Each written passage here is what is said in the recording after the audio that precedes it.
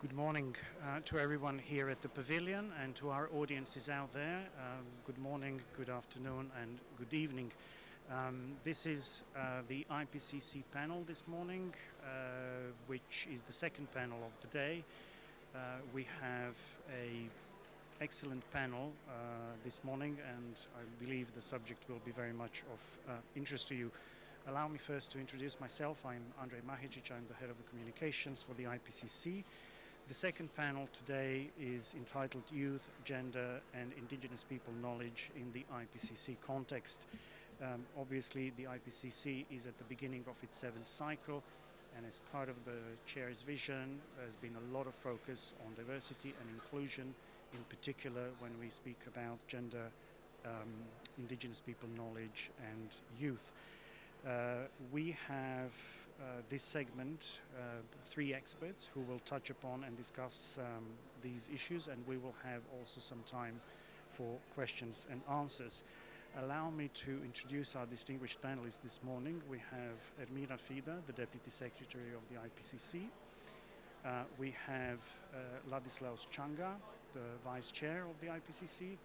And we have Ramon Pix Madruga, also the Vice Chair of the IPCC. We will also feature a video. It's a video presentation by Bronwyn Hayward, who has kindly prepared this specifically for this panel, which will very much focus on the children and the impact of the climate change on children. We will then have a chance for a brief Q&A because the program unfortunately is running a bit late, so thank you very much already for the understanding. And on that note, I will invite Ermira to take the floor and deliver the first contribution. Thank you. Thank you, Andrej, and good morning. As Andrej said, I'm going to provide an update or a briefing on the gender, how gender is being embraced by IPCC. And indeed, gender considerations have been embedded into IPCC in its fulfilling successfully the mandate of developing periodic assessments on climate change throughout the 30, 60 years of its life now. Currently, the IPCC work in gender is guided by the action plan, the policy and action plan for gender that has been approved by the panel in 2020 at its 52nd session.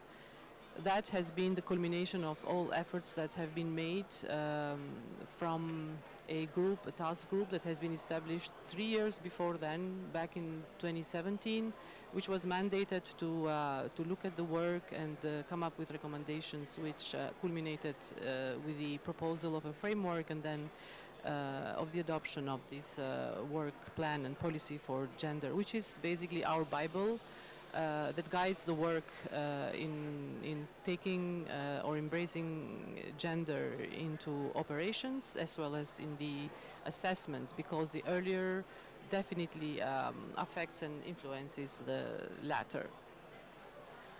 And the impact of the work that has been done so far has been felt, has been seen. The gender action team that oversees the implementation of action plan, and that is led and chaired by one of the vice chairs of the IPCC, has done a tremendous job so far, and that includes but not limited to a commissioned by IPCC of a survey that informs all the activities that we have been performing so far, in particular with regards to the trainings and the themes of the trainings. Other aspects of the work include a finalization of the Code of Conduct for the IPCC, which builds on the Code of Conduct of United Nations, and the process for addressing complaints, noting that the Gender Action Team doesn't just monitor and oversees the implementation of the plan, but it's the focal point for every matter related to IPCC and also a focal point for addressing complaints. So we are in the process of finalizing that, and it is one of the most critical parts of the big puzzle that will enable IPCC to embrace gender in its operations. And of course, the process, the work that we do throughout, starts making its impacts, and in the sixth assessment cycle, which has been completed 18 months ago, we have seen gender being addressed in a stronger dimension in the reports. Working Group 2 report on adaptation, vulnerability, assessments and impacts confirms again that women, in particular women from developing countries, are at the forefront of the impacts, and they are the ones that suffer the most. The impacts are different to those to men, and that also affects their access to energy, to other resources, which is something that even the Working Group 3 report of the sixth assessment cycle has elaborated on. So gender has been taken into consideration not only in AR6, even in the past, but the scope and the weight under which it has been treated has been stronger. And IPCC is committed to do even better. In terms of the numbers, which explains why there is such a dimension in the reports, gender in the sixth assessment cycle, we did better. We had 33% of authors that contributed to the AR6 coming from the female domain, and that was much better than what IPCC did in the AR5, and definitely from AR5 to, compared to AR4. As I said, we are trying to do better. We in the AR7 have a bureau that has 40% of its members are from the female community. One of the vice chairs who is missing, in fact, in this, and who chairs the GATT work, comes from the female community. We have, for the first time, a working group 3, that is co-chaired by women co-chairs. And that goes hand in hand and in line with also the dimension of the regional presentation, which is something that the panel is very much looking at. And speaking of the themes of the cycle, in this AR7, as Andrei mentioned in the opening, the chair has set a vision for the AR7, and part of that vision is the theme of inclusivity, and inclusivity includes gender and regional representation, which is something that I've just mentioned.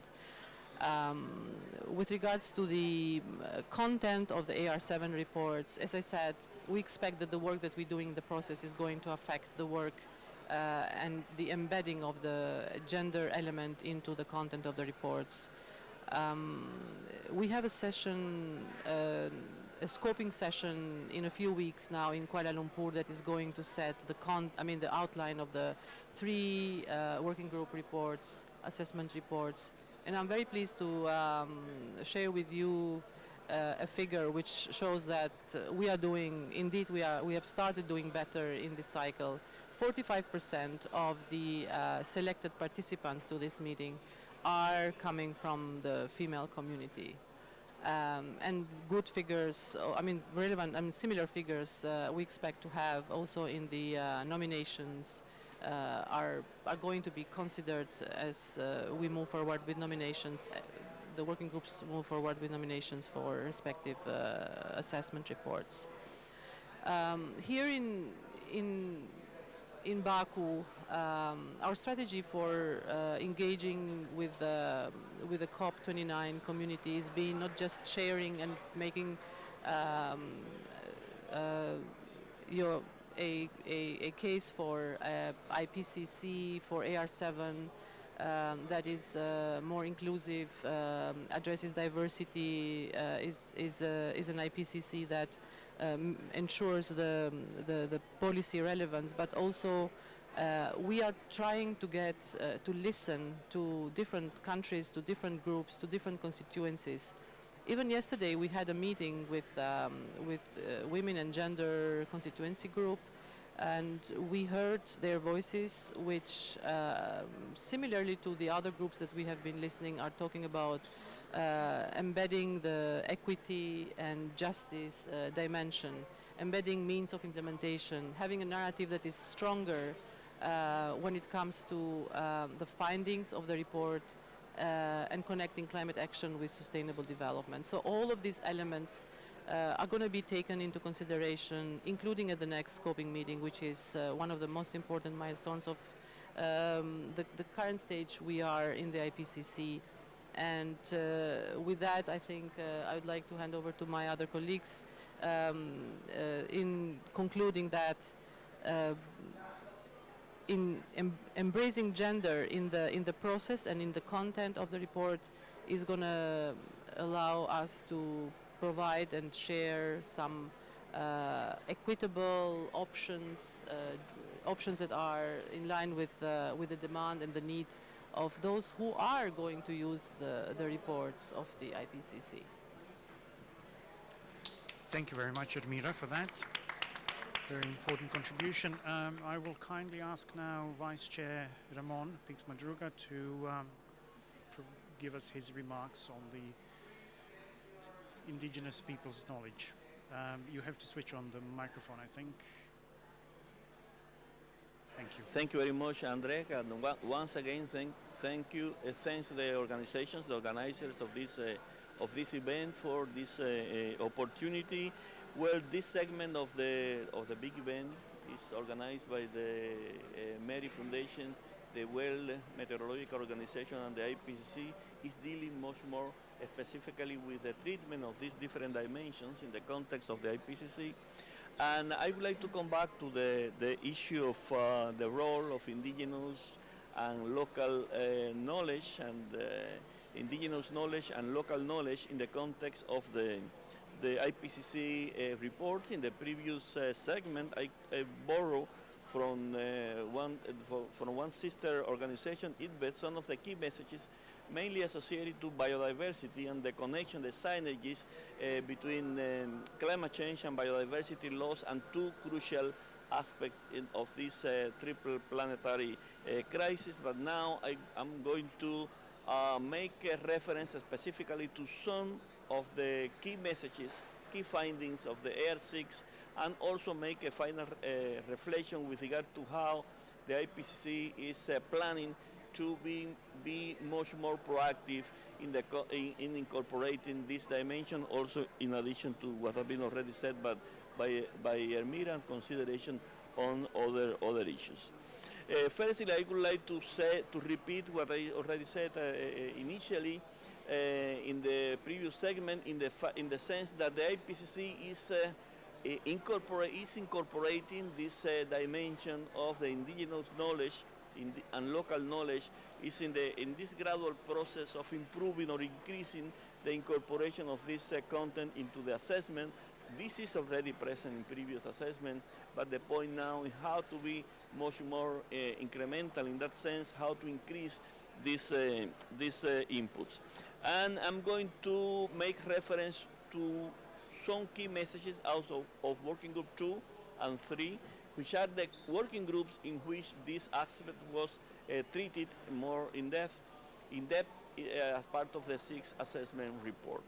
With regard to Working Group 2, I would like to recall that the IPCC has 3 working groups. The first one dealing with the physical basis of climate science, the second working group dealing with impacts, adaptation and vulnerability, and the third one with mitigation of climate change.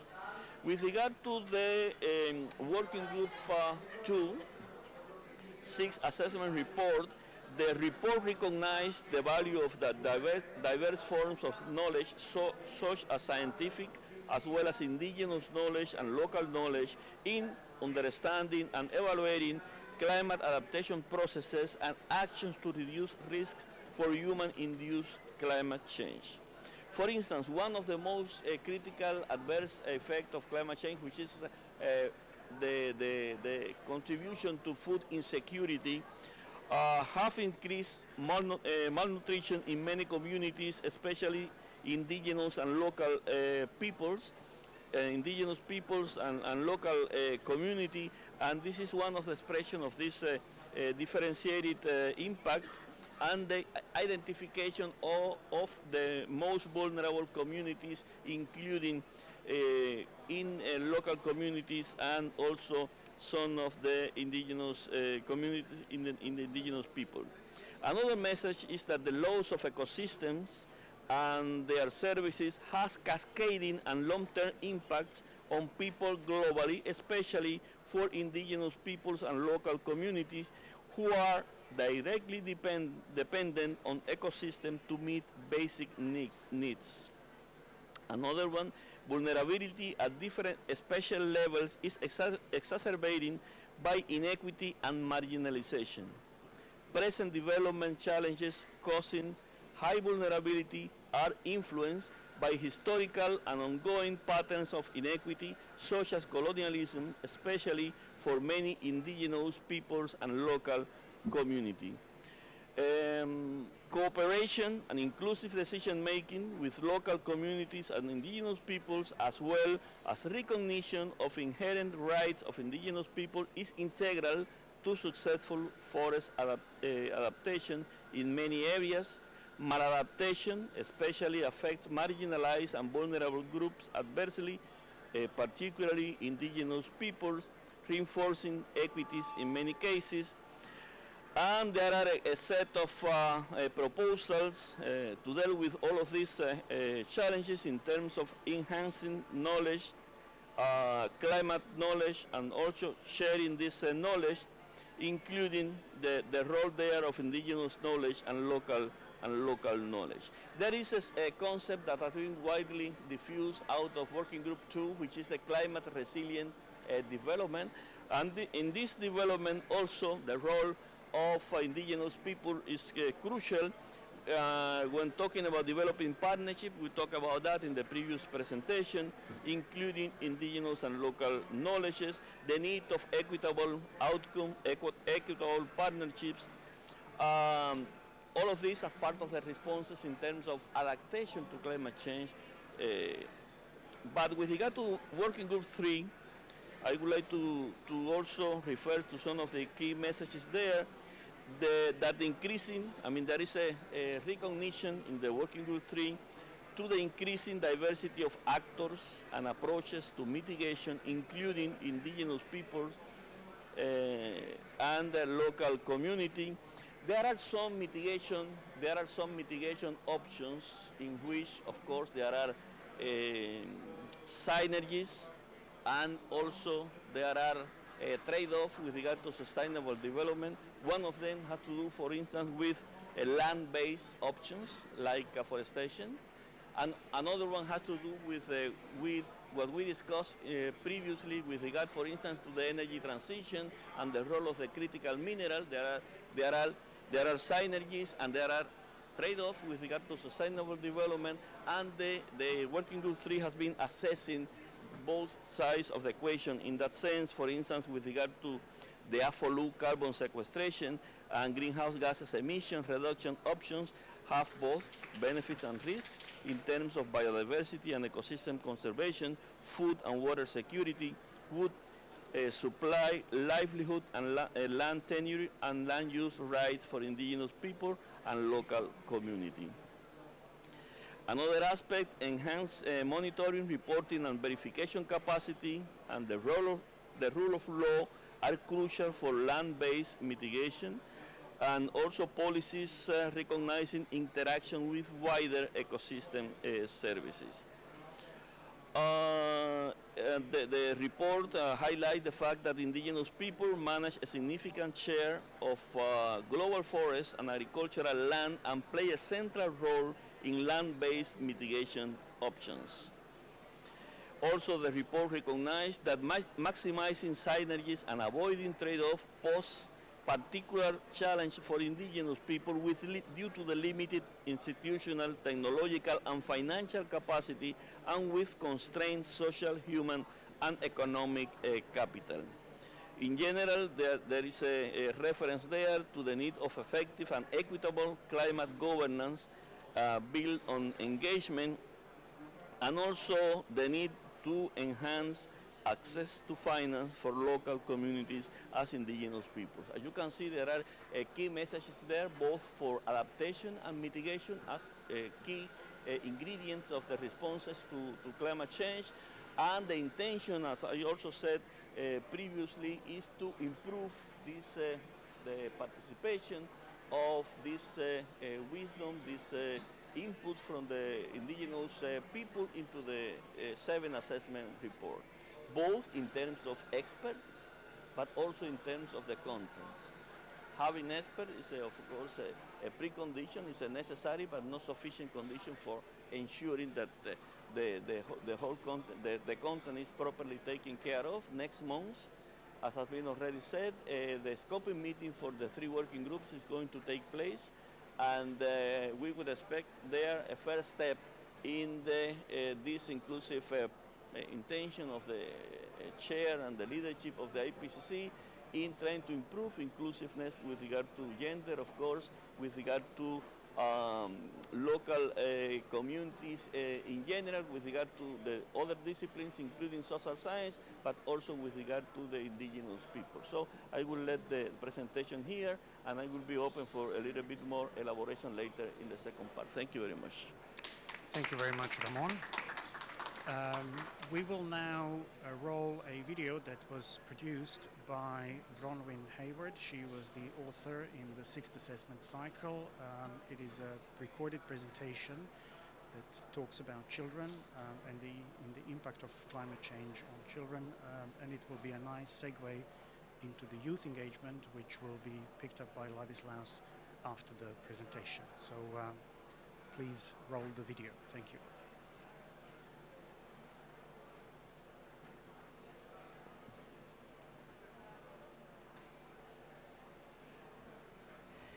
Kia ora and warm Pacific greetings. Thank you for inviting me to make some opening comments for the IPCC's contribution to issues for youth as part of the Science for Climate Action dialogue.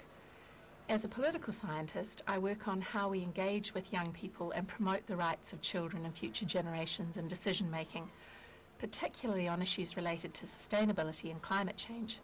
The last IPCC assessment round had an increased focus on issues for children and youth. That focus is timely, but the mentions of children and youth are dispersed throughout the report.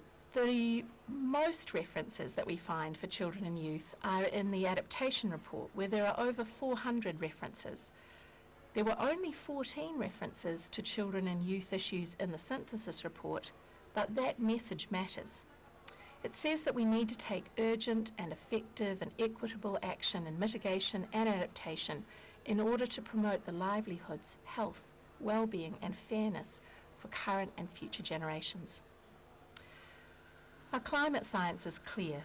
The disproportionate impacts of climate change are already affecting children and youth, particularly future generations and those in Indigenous and marginalised communities. One of the most popular figures from the 2023 synthesis report has been the SPM Figure 1, Panel C, which stresses how future generations will experience a hotter, different and more dangerous world depending on the choices we make now and in the near term. This message was also reinforced in the frequently asked questions highlighted in the IPCC's adaptation report, which reminds us that children who were aged 10 or younger in 2020 will experience nearly a 4-fold increase in extreme events in their lifetime under a scenario of 1.5 degrees of global warming by 2100, or a 5-fold increase under 3 degrees of warming.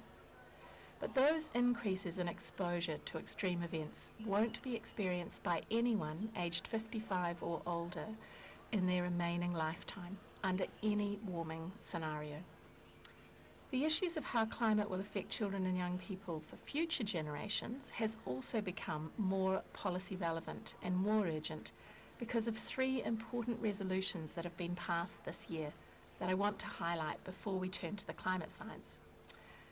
The first is the Declaration on Future Generations, which was passed by the UN during its Summit for the Future meeting in September.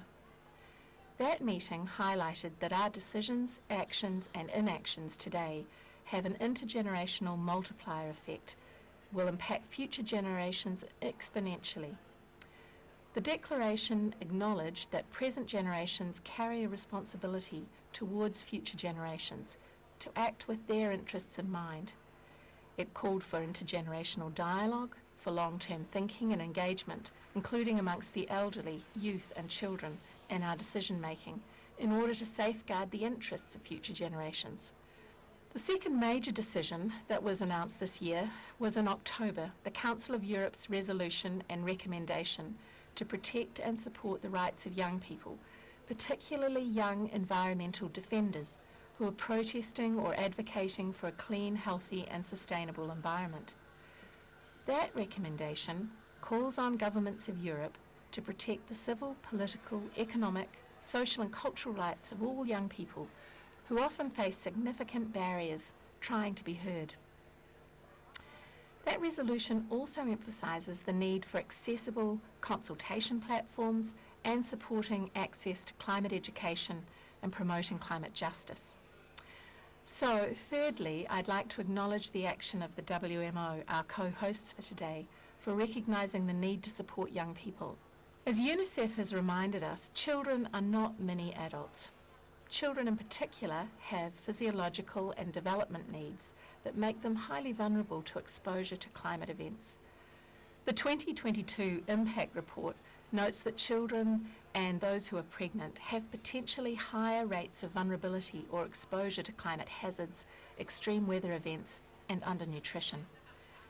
Chapter 7 of Working Group 2 also highlights that heat is associated with higher rates of preterm low birth weight, stillbirth, neonatal stress, and adverse child health outcomes. Similarly, extreme weather events are associated with reduced access to vital prenatal care, leads to increased unattended deliveries, and to decreased access to paediatric health care. In Africa, where 40% of the population is aged under 15 years old, the African Regional Chapter has emphasised the way that exposure to high temperatures during pregnancy is linked to adverse birth outcomes, including stillbirth, miscarriages, and long-term behavioural and developmental challenges for children. Compounding and cascading risks also impact children and maternal health. As this figure in the synthesis report highlights, it shows the slow effect of extreme heat and drought, particularly on maternal malnutrition and then children's undernutrition. The news is grim, but not all bad. If we can integrate climate mitigation and adaptation actions, for example in public transport and active clean energy choices, Section C of our synthesis report in the IPCC reminds us that there are significant positive synergies and health co-benefits, particularly for caregivers and children. Alongside an emphasis on physical health issues for children, the AR6 round of IPCC reports has focused on the mental health of young people and the elderly. There's very high confidence in the 2022 IPCC report that the mental health of children and adolescents, particularly girls, is at risk from heat exposure and from issues of trauma and from the disruption of climate events on lifestyles and on home and lives. Turning from health to issues around education, climate has also impacted children's education, and references are distributed throughout the IPCC reports, where extreme weather events, including hurricanes and heat stress, have affected children's education. There are even documented accounts of the effect of the loss of permafrost disrupting children's education as Indigenous communities in the Yukon. For many children, heat exposure and drought, as well as flooding, is also affecting their opportunities for outdoor play and recreation, particularly in the context of children's lives where they live in informal settlements or in Indigenous communities and are marginalised socially and economically. These are the kind of experiences which are magnified for children and young people around the world, and the IPCC reports have emphasised that climate risks are also magnified in hotspots of high vulnerability to climate, particularly in Asia, in Africa, in South and Latin America, and in the small island states and the Arctic. But cities and urban settlements are places where we also need to think particularly about children's lives. Children living in cities are more likely to be exposed and vulnerable to climate change risks from flooding and heat stress, coastal inundation and water scarcity. And that's compounded by problems of poverty and inequality that they experience in urban areas. But urban areas are also a site for solutions. The urban share of greenhouse gas emissions has increased to about 67 to 72% of world emissions.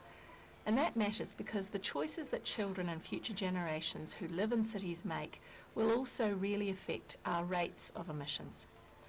And there are options that we can take to reduce risks for young people now and in the future. One of those actions is to develop adaptation plans with young people. We see around the world that we are beginning to plan for adaptation, but that progress is uneven and it's not happening fast enough. There are increasing gaps that are affecting low-income populations and young people, and those gaps in adaptation protection are expected to grow. Young people are also asking for system change. So what does system change look like in climate decision making? Our IPCC synthesis report highlighted the way that young people in mass social movements have emerged as a catalysing agent alongside Indigenous people, human rights movements and gender activist groups who are promoting government policy responses. We're also seeing growing recognition that we need to engage with children and young people and listen to that voice for more equitable policy outcomes. The synthesis report notes that when young people are engaged, they help influence political support for difficult choices, the choices that we desperately need our cities and our national governments to make. On issues related to food and water decision making, the IPCC also notes inclusive governance involving marginalised groups, but particularly young people and women, can improve our decision making and our practices for water and water sanitation and health. AR6 was also significant for emphasising what they called climate resilient development. That's development that integrates action for mitigation and adaptation and draws on diverse knowledge through partnerships, including partnerships with young people and women and Indigenous communities and local communities and minorities. The research that was documented tells us that the outcomes are more likely to be locally appropriate and socially acceptable when they're made in partnership. Finally, my own research here at the University of Canterbury and with the University of Surrey in the UK under the Centre for Understanding Sustainable Prosperity highlights the way that involving children in decision making can improve the equity of outcomes in diverse contexts. This is particularly true for children in cities and for children in Indigenous communities where colonisation has disrupted important processes of making decisions and networks. So building from community strength matters. But what are the opportunities for future action in the IPCC and our climate science for youth? I think there are two things I want to leave you with to think about. First, given the disproportionate impact of climate on children and future generations, there's an opportunity to take a more coordinated approach to reporting on issues for children and young people to ensure that our actionable research and solutions are highlighted in sections of our chapters. Second, there's an opportunity for the IPCC to be more policy relevant by highlighting the ethical issues of intergenerational justice in our reports, including the impacts of losses and damages, and documenting the co-benefits of inclusive, long-term thinking. These are exciting opportunities that will make a difference for children and young people, and I thank the WMO, the IPCC and Mary for focusing on children and young people and future generations in today's session. As Ngāi Tahu, who's the Māori tribal authority for where I live here in the South Island of New Zealand, says, "Mō tātou e, mō akuri amuri ake nei," which means for us and our children after us. Thank you for considering the needs of children and the rights of future generations and for inviting me to speak.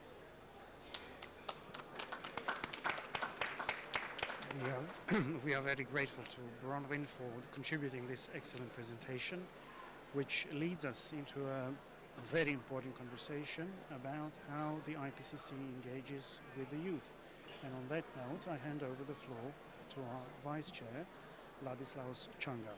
Ladislaus, floor is yours.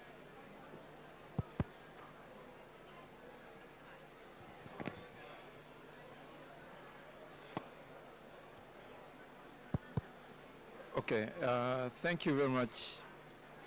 Where to start? Let me start by expressing our appreciation and gratitude to WMO and also Mer Foundation and Philanthropy, Francisca Cortez Sorari, for all the coordination and for all the collaboration leading to the setting up of this important forum. And also let me register my appreciation and gratitude to the very committed and hard-working IPCC Secretariat who are working very hard to ensure that the objective and also the priority of IPCC in the 7th assessment cycle are very effectively and adequately implemented.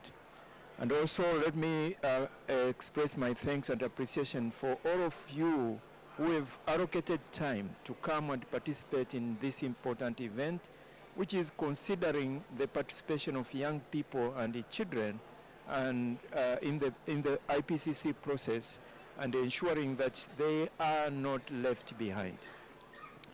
Now, let me make a statement. According to the video that we've just watched, what I would like to say is that children and particularly young people are instrumental in the IPCC process in the 7th assessment cycle when it comes to generating knowledge, but also in the dissemination of the output from IPCC, contributing to raising awareness. So they have a critical role to play now.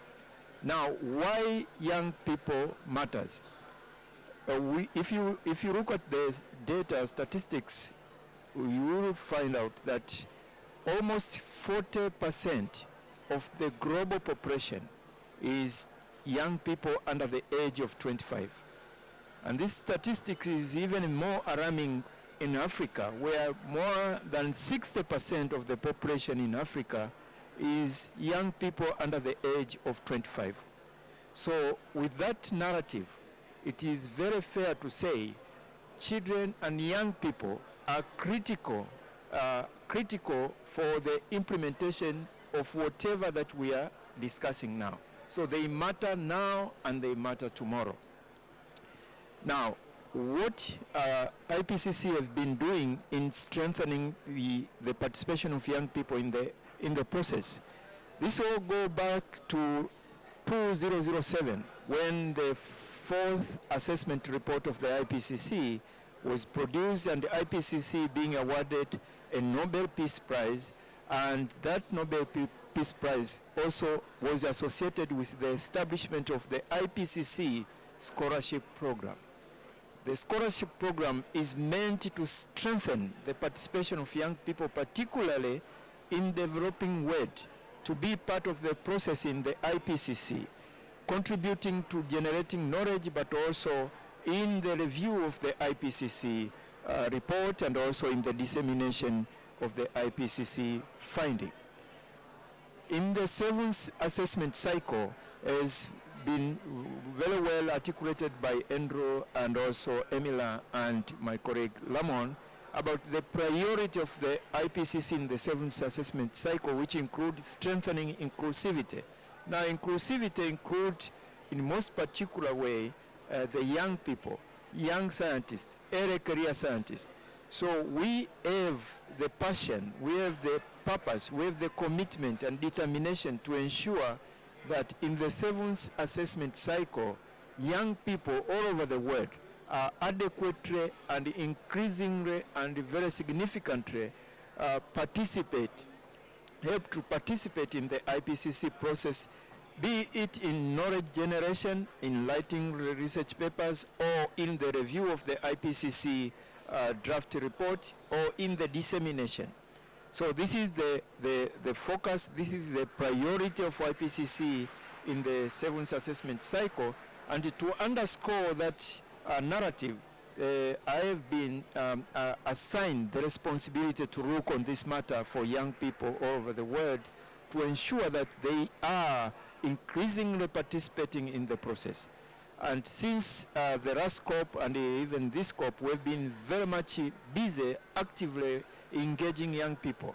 Just yesterday and today, we've engaged young people from Lingo community, from Climate Mobility Group, and also today from Yungo. And we talked with many young people, and they have given us commitment that they are going to be active in the 7th assessment cycle, and including, for example, we suggested to Yungo, why can't you just prepare a summary for Yungo from the summary of policymakers in the IPCC Special Report on Climate Change and Cities, drawing out narratives that are very related or that fit well with the young people, objectivity. So suffice to say that in the 7th assessment cycle, we have the commitment, we have the determination to ensure that young people all over the world are increasingly able to participate in the IPCC process in the 7th assessment cycle. I would like to stop there, and I'll be happy to respond to your question, if any. But before that, just to also mention that just a few weeks ago, we had a session with the young people in Monaco where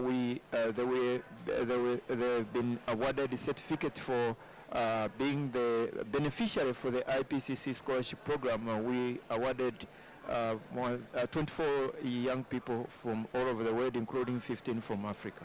Thank you. Thank you very much, Ladislaus, for these passionate comments about youth engagement.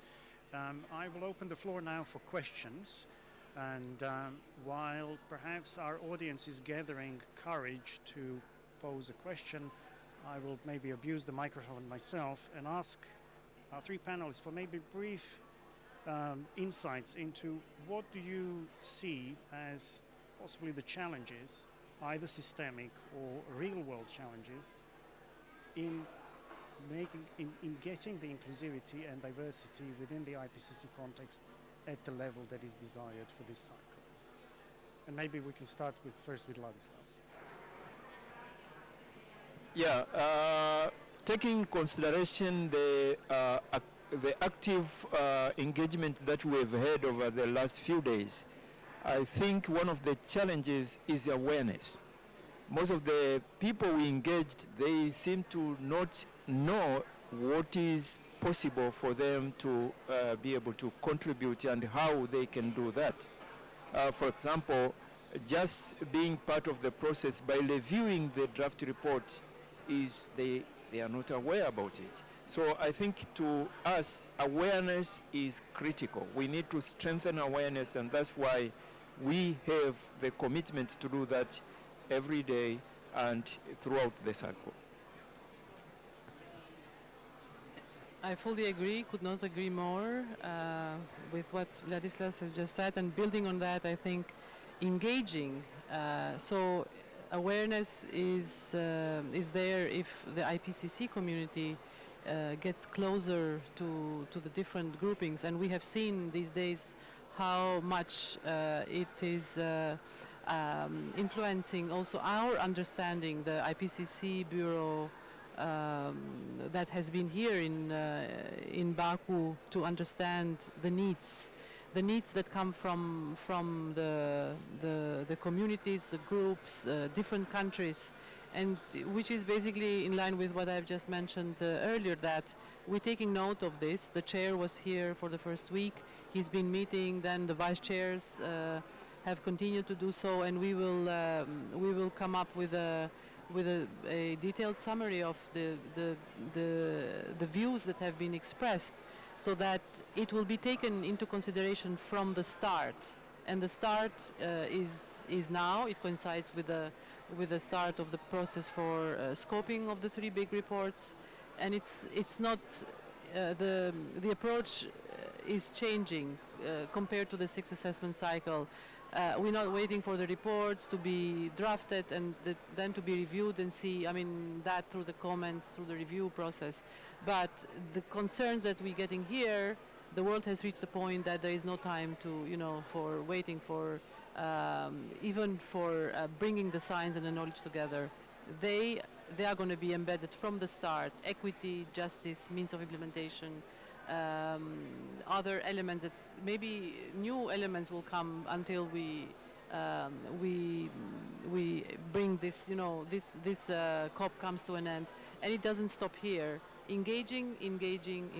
I think this is also, but it's part of the awareness raising, which IPCC Secretariat, together with the leadership of IPCC, need to work together to find a way how we can best keep, in touch with different groups. I stop here and I hand it over to Ramon.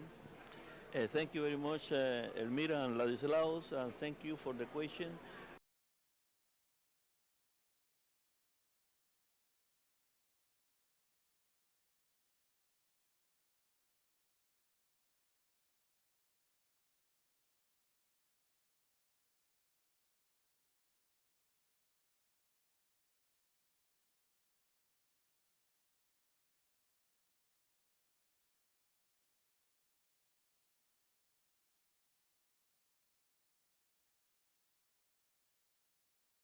But also gender perspective and the indigenous people's perspective.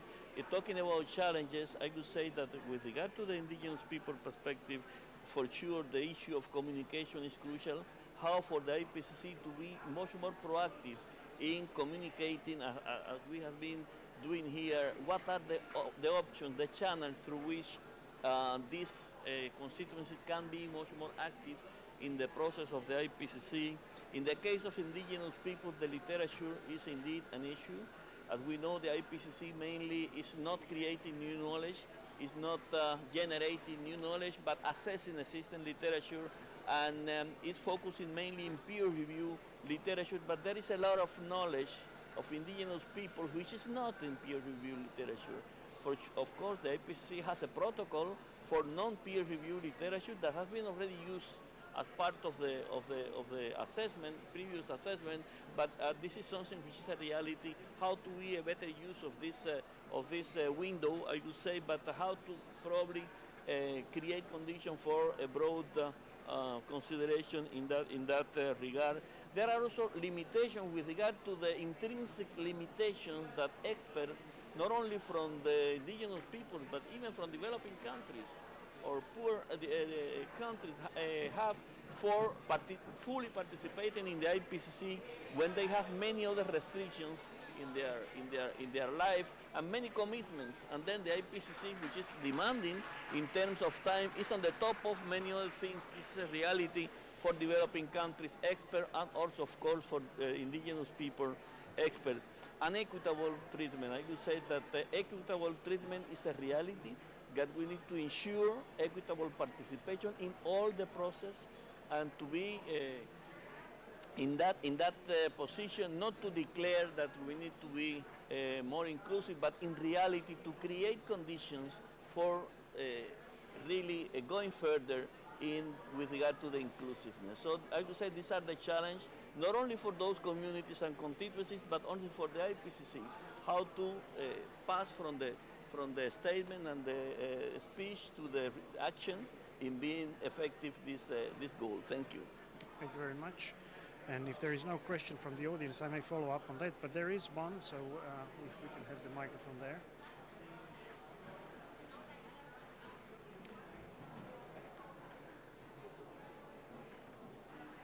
Hello. Could you please introduce yourself and to whom the question is directed to? Thank you. My name is Karen Philby-Dexter. I'm from the Australian delegation, and I guess I live in a household of, we would call them Gen Zs. They're engaging in data in a completely different way. They're not reading reports. They might not be accessing all of this wealth of knowledge that the IPCC is synthesizing. Instead, they're listening to influencers. They are on TikTok. They're scrolling through media. And actually, in many places, they're being, like a 19-year-old who I know is being paid to create this content for her generation. So I'm wondering, how many youth do you guys have on staff to actually help disseminate some of the data and some of the reports? To whom?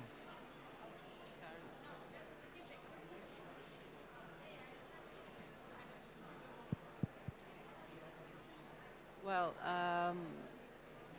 we have young staff members. We have also the program for junior professionals, which is something that has been offered now and then to IPCC, like to the entire UN, but it's not something that is sustainable, and it depends on the offers, it depends on the specific countries.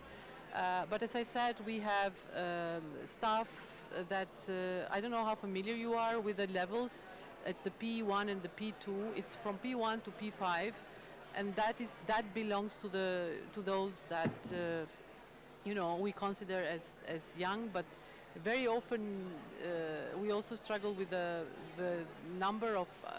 large number of applicants, regardless of the number of years, which presume somebody coming from the P1 level is open to someone coming from the master's or university straight to the job. But we see a high interest also from people who are older than those that are targeted. But we have just recruited a P2 staff member to help us with the meeting organization, which is one of the core functions of the Secretariat. And we have a vacant P1 now post, which is for a junior staff member. We expect also other incoming staff through the internships. This is another stream platform that we use for getting to not only help us but to train young people, and we have had a very good experience in getting them to work with us and involve them in all the work streams we have that coincide with the functions of the Secretariat. But I hear you. I have also a 25 years old who in the teenager period has been working on, going to school, doing very well, but spending a lot of time in social media, which hasn't changed so far. But I think the school, the university, the high school plays a role, I have to say. And I have been invited as a parent to also go and lecture the kids to the school. And I used to work for UNEP then, and we as UNEP organized at some time, years ago, I don't know if it is still there, a process for a painting competition. A painting competition inviting young kids to draw something with the theme of global warming, and we got some very amazing, which we even wanted to use as logos in our presentations. So I think personally I think it's important to, there are ways, entry points to get to engage with young kids. We had yesterday a meeting with Nordic Kids. They have created a group called the Panel for Kids, maybe Intergovernmental Children Panel on Climate Change. Something like that. It is something that it was such an amazing group of kids who were telling us, sharing the outcome of some assessment. It's not the first time that they are meeting with IPCC. They were showing that the survey that they have conducted at the country level shows that the number of kids that are getting to get worried about climate change and wanted to be part of the solution is increasing. But something which was very interesting for me to hear was that there is some of the kids have chosen to not be very proactive because of the bullying. They're getting bullied because of being climate activists. So personally, I think that there is a lot of ways of engaging with children community, and maybe the school can play a role. We in the Secretariat, we are a small group of people who are doing quite a lot, and we expect to get expanded with the expanding mandate and the demand that comes from the panel. and it is something that your question strikes me, and I have Abdallah Moqsid, the Secretary of IPCC, just perhaps, yeah. in front of me, who is, I think he wants to say something maybe about that, but he's we definitely have to think of young professionals, and I understand that it is something that is ongoing in the entire UN system these days, simply for bringing their concerns, and not just climate. There are other, we live in a triple planetary crisis, and climate is connected with pollution and biodiversity, and children and young people are getting worried more and more today. I hope but perhaps beyond the Secretariat, I think we are looking also for ways, the authors of the IPCC are some of our key communicators, and there is an effort to bring early career scientists on board as chapter authors in this cycle. Yeah, I just wanted to compliment what Emila is eloquently said. And on top of the IPCC Secretariat that we have, but now we have hundreds of volunteers in the name of young people, Yungo, Climate Mobility Group, and Lingo, etc. But Abdallah was signaling to us that he is, his age is a number, but in the mindset, he is 15 years old. And therefore, he can do the job. So I agree with him that also our mindset can help us if we tune our mindset and go with the current situation. We can tune us to also participate in those latest technology, like the TikTok, we have said, Twitter, Instagram, YouTube, etc. So age is just only the number. Thank you very much, Ladislas, for that. Turning again to the audience, we have a question here, if I may have a microphone here. Thank you. Could you please introduce yourself and direct the question to one of the speakers? Thank you.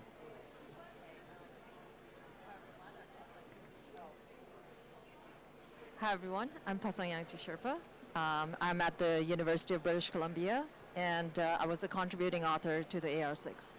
So looking at the AR7, and all of you have touched on topics that are either understudied or, in the case of Indigenous peoples, problematically studied in many cases, right? And so looking at AR7, if we want to synthesize knowledge, how do we do it? Especially there are conversations about artificial intelligence, using artificial intelligence for recognizing the literature to be included in the process. So how do we make sure that the literature that is included or authors that are invited are aware of the problems and inconsistencies even in the literature that is out there, or the lack of proper study in those areas? For whom is the question? And this one, because it's so general, I think it applies to anyone, Okay. whoever wants to address it. Any volunteers? Ladislas?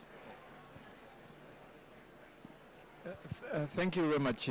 This is a very difficult and a very important question, but the process within IPCC itself guarantee that experts will be able to explore all the best available science.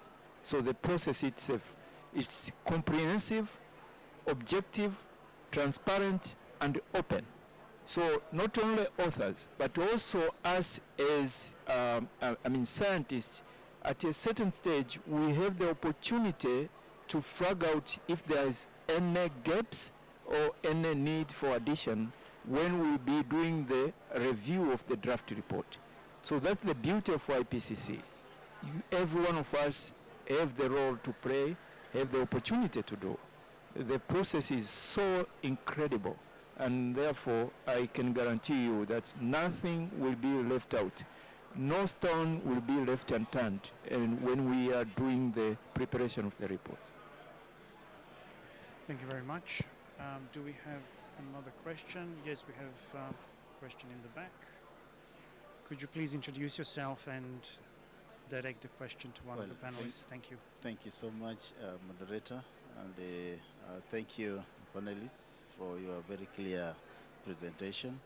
I'm Bob Alex Ogwang from Uganda. I'm happy to have come at a time when the presentation was going on.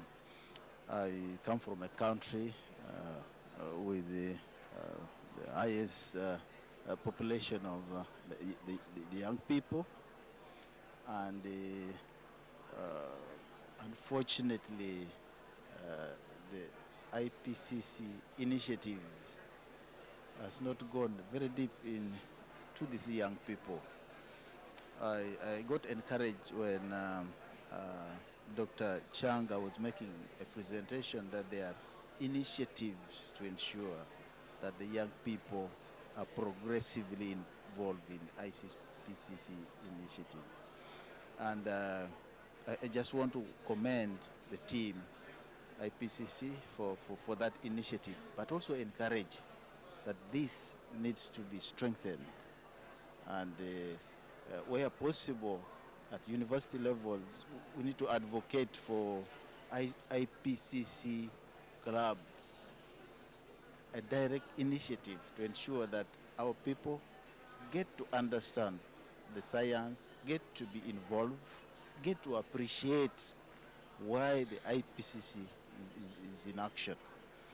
And this will help us to move far. Otherwise, those of us who are elderly, we have some information. We are already involved in some way, but if we leave out the future generation, there will be a big problem. So thank you so much for this initiative. Keep pushing. We are with you. Back home, we are also pushing to ensure that we involve the young ones, but support is needed, particularly from the global community, to support the IPCC work to ensure that the work involves the future generation now. Thank you very much. Thank you very much for these supportive comments. I'm going to quickly look around the audience. I believe we are running out of questions. I will turn to our panelists perhaps for some closing thoughts, and maybe to start with Ramon. Anything you want to build on what was said, and perhaps what would be your thoughts that you would like to share perhaps specifically with indigenous people on the engagement with the IPCC? Well, in this part, I would like, in this final part, I would like to firstly take this final comment and something that was been already said in terms of the communication. I would say that communication is necessarily has a moving target, and we need to necessarily change communications methods with life, and in that sense, necessarily the IPCC need to be much more involved in how to translate or how to pass these key messages of our assessments into those social medias mechanism that could be at the moment the IPCC is well connected with social media, and how to be much more proactive in that sense, which is a channel for involving more and more young people, taking into account that this is all over the world, the way in which they are communicating more. So this is something that is necessary in this context. And secondly, with regard to this issue of the literature, how to capture better the system literature, I would like to, to endorse what has been already said by Ladislao, but we need to be careful. Conditions are creating for so doing, but we are supposed to have a well-balanced group of experts to be able to capture this whole set of different and various flavors or different and various views. Otherwise, we could not fulfill this objective. That, of course, I fully agree with them that the conditions are created.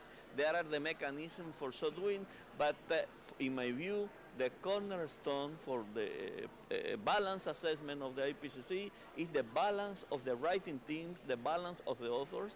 If we have a region, if we have a community which is not properly represented in the set of authors, probably the literature, the local literature, the regional literature of this region, would not be properly taken care of in the assessment, and there would be a gap. Of course, the artificial intelligence, we need to even explore more how to use it, as part of the assessment, but we need to necessarily be careful with the balance of the author team, because this is a precondition. A necessary condition is not sufficient, but it's a necessary condition for going further in this balance, in going beyond the English literature and going to other languages literature to capture the different disciplines and so on and so forth. So just to clarify my point in that sense. Thank you very much, Ramon.